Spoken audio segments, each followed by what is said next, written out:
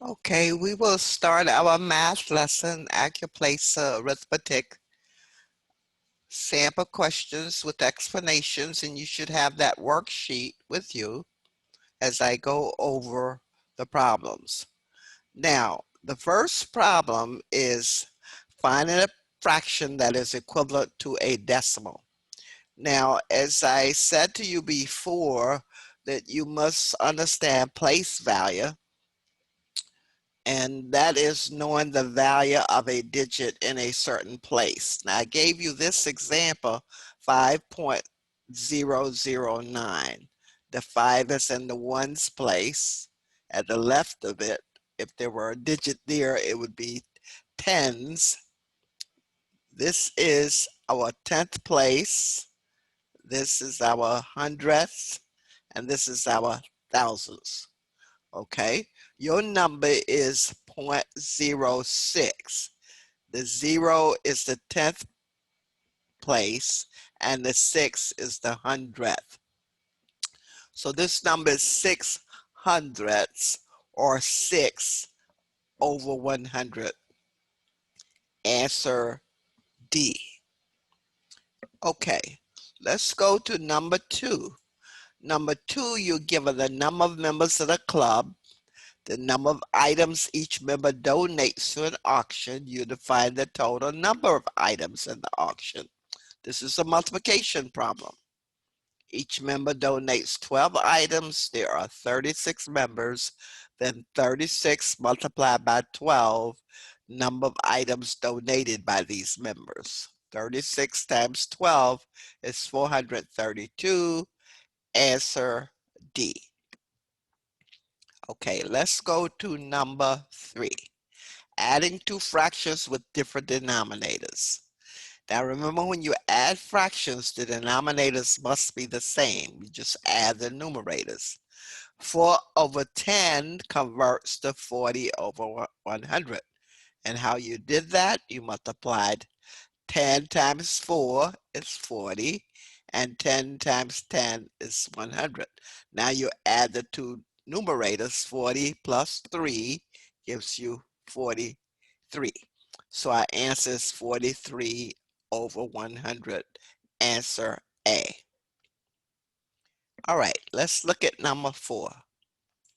Number 4, you're given binders for two different groups. You're going to find the total binders. So one group has 280. The next one has 31. You add the 280 plus the 31, and you get 311. Answer C. Now, let's look at number 5. You give it a total of items. You give it a number of items sold, and you define the percent. This is a division problem.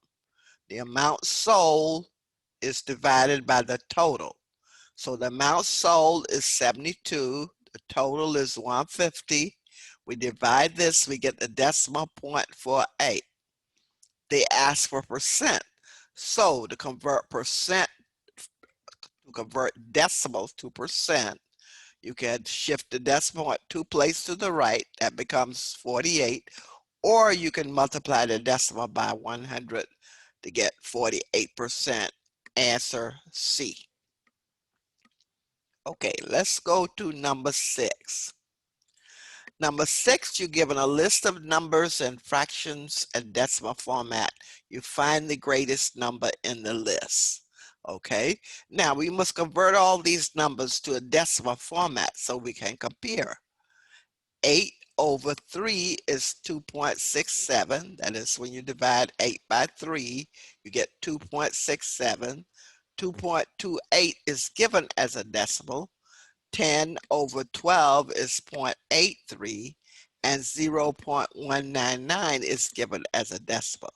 So looking at these decimals, the 2.67 is the greatest in the list, and that's equivalent to 8 over 3. So 8 over 3 is the greatest in the list. Answer A. Okay, let's go to number 7. You're given an amount of money and you're given a percent of it that you will deposit. Find the amount of the deposit. Okay, 130 is the amount of the money. 25% is the percent deposited. 25% is equal to 1/4. Just as you know, 25 cents is 1/4 of a dollar, right? Take 1/4 of 130. That means you multiply 1/4 times 130. Numerator 1 times 130 is 130. 4 times 1 underneath the 130 is a 1, even though you don't see it. And that's 4. 130 divided by 4 is $32.50. So your answer is C. Now let's go to number 8, adding two numbers. Add these two numbers, line them up. That's thousands, hundreds, tenths, ones. We get an answer, 2,343, answer D. Number 9, to make a batch of cookies, you need 3 eggs. And if you had 20 eggs, the question, how many batches could you make? This is division problem. 20 divided by 3 is 6 2/3. So the most you can make is 6 batches. You do not have enough eggs to make 7 because this 6 2/3 is less than 7. Answer B. Okay, let's go to number 10. You're adding decimals. Make sure you line them up. This is the ones place, the tenths, the hundreds, the thousand. So once you line them up, you just add up the digits, and the answer 3.971 is answer C. Okay, let's go to number 11. Find the decimal equivalent of a fraction. 8/25 is equal to what decimal? Now you can multiply the numerator and the denominator by 4. 4 times 8 is 32. 4 times 25 is 100. 32/100 as a decimal is 0.32. That's the tenths. The 3 is in the 10th place. The 2 is in the 100th place. Answer is B. Number 12. Find the remainder from a division. Now, when you divide, you get a number here. This, we call this the quotient, like 66. And if you have anything left over, that's called the remainder. So when you divide 599/9, you get the number 66 in the quotient, and you get a remainder of 5, which is answer B. Okay, number 13. Subtract decimal numbers. Here again, make sure you line up your decimal points. There's the ones place, the tenths place, the hundreds place, the thousand. Then you do the subtraction and you get 0.167, and the answer is A. Okay, let's go to number 4. Now you're given a list of numbers and they're given as fraction, percent, and decimal format. And you want to put them in the order from least to greatest. Now let's convert them all to decimal. 0.75% is 0.0075. Remember, you can divide by 1,000, or you can divide by 100, or you can shift the decimal point 2 places to the left, and 0.75 become 0.0075. This 0.075 is already in decimal format, and then 3/4 or 3/4 is really 75% of 0.75. So from least to greatest, the smallest is this 0.0075, which is this 0.75%. The next one is 0.075, and then the fraction 3/4 is the largest at 0.75. Answer A. Number 15 is multiplication of decimals. Now, when you multiply decimals, your product, which is a result of your multiplication, decimal places is equivalent to the decimal places in the two numbers that you're multiplying. 2.84 has two decimal places. 3.9 has one decimal place, give you a total of 3. So this 11076 would be pointed off 3 places, decimal point here. So between the 1 and the 0 will give us 3 places. So the answer is 11.076, answer B. Okay, number 16, round a decimal to the nearest hundredth. 0.8637. Now the hundredth place is the number 6, okay? The 8 is the 10th place. Now the rule for rounding, the number at the right of what you're rounding, and here is a 3. If it's 5 or greater, you bump this number here up to 1. If it's less than 5, you just drop it. So this is less than 5, so our number, rounded number, is 0.86. If this were a 5, then our answer would be 0.87. Okay, so our answer is A. All right, let's go to 17. Find a number given the value of a given percent of the number. So the value you're given is 30, and we want to find is 60% of a number. This 30 is 60% of a number. We want to find what that number is. So we can write this as a math equation. 60% of a number, we call it n, is 30.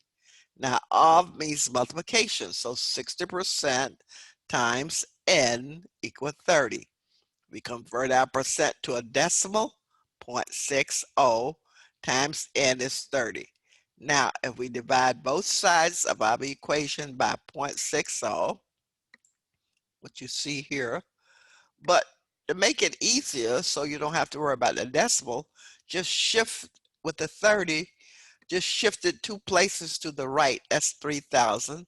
The 0.60, 2 places to the right is 60. 3,000 divided by 60 is 50. Answer D. So use tools to make your work easier, all right? Now let's look at number 18, division of fractions. Now, the rule when you're dividing by a fraction, you invert the fraction, that is you flip it, and multiply. So 1 over 6 becomes 6 over 1. So this 4/3 divided by 1/6 equal P becomes 4/3 times 6 over 1 equal P. Multiply numerators, 4 times 6 is 24. 3 times 1 is 3. 24 divided by 3 is 8. Now, you were given ranges as answers. So 8 is between 7 and 9. So the answer is D. Okay, let's go to number 19. This is inequalities. And I gave you the symbols for inequalities. Greater than, notice that symbol is pointing to the right. Less than, the symbol is pointing to the left. Greater than or equal, you have a greater than with a dash for the equal.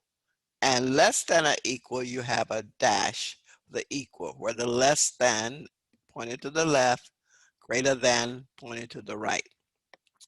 Now you were given choices of inequalities and you were to find which one is true. Now, the A was 3/4 less than 5/7. Well, we made this 0.75 as a decimal, and 0.71 is equal to 5 over 7, but some 0.75 is greater than 0.71, so A is not true. Now let's go to B. 2/3 is 0.67. 5/6 is 0.83. 0.67 is really less than 0.83, so that's not true. You could have made this 2 over 3, 4 over 6. 4 over 6 is not greater than 5 over 6. So that's not true. Then we go to C. 5 over 8. 5 over 8 greater than 6 over 10. 5 over 8 is 0.63. 6 over 10 is 0.60, and this is true because the 0.63 decimal is greater than 0.60, and our answer is C. Okay, let's go to number 20. We have Kara working 2 jobs. She works at a bookstore and she works at a restaurant. And for a 28-day period, 1/4 of her days was working at the bookstore, and 1/14 of the days she did not work at all. And we'll define how many days she worked at the restaurant. So 1/4 of the days worked at bookstore. 1/14 days did not work. Question mark, what we're looking for, days worked at the restaurant for days, 28 days work period. Now the least common denominator for 1/4 and 1/14 is 28. So 1/4 converts to 7 over 28. 7 times 1 is 7. 7 times 4 is 28. 1/14 converts to 2 over 28. 2 times 1 is 2. 2 times 14 is 28. We add those up. 7 plus 2 is 9. 9 over 28, that's the days she worked at the bookstore, and plus the days she did not work. Now the 28 days is the day period we're looking at. So if we subtract that 9 from 28, we get 19. Those remaining days are the days she worked at the restaurant, which is answer B. Now, as usual, if you have any kind of problems remaining on these, remember we can discuss them, but hopefully this will clarify some of the problems you may have had in working out solutions on these problems. So thank you for joining me on this, and and as always, we're trying to make things easier for you to understand. So long, and I'll see you on the next session.